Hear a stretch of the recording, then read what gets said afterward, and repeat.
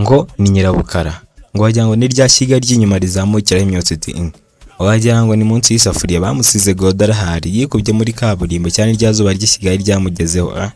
Genda gake iwacu tugira ibizungerezi di we ngo asa nijoro, uriya zijoro wabasha kureba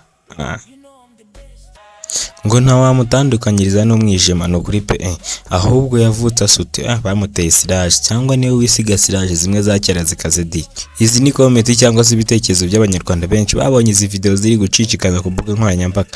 Mbese ngo this guy is very black, biratangaje arusha na babandi twamenye ko basa umukara cyane. Ibyo ni hehe bivuze? Genda gake hano harimo ikibazo gikomeye cyane ngo uyu mukobwa ngo ni umukara pe.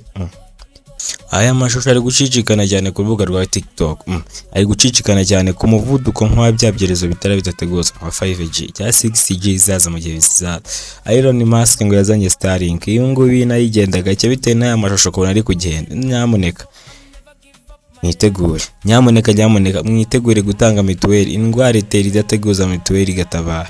Nyamuneka tanga mituweli hakiri kare, urinde n'abawe mujya kwivuza mudahenzwe.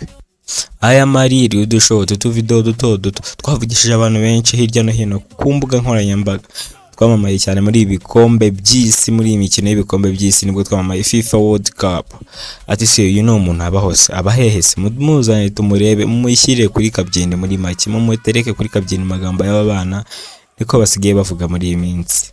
Wabivumbuye ko uyu ntago ari umuntu ahubwo iyi ni AI ubwenge bukorana ku rubuga rwa TikTok yitwa Zoya.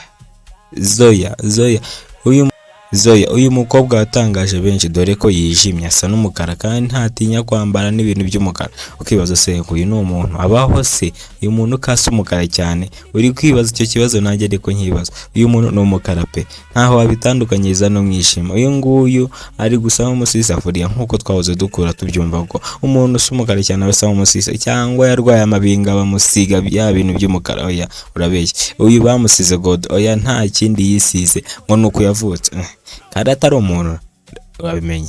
Yesu umuntu uyu nguyu ndakeka ko ari ubwe nk'ubukorano koko nta muntu w'umukara usa gutya ubaho.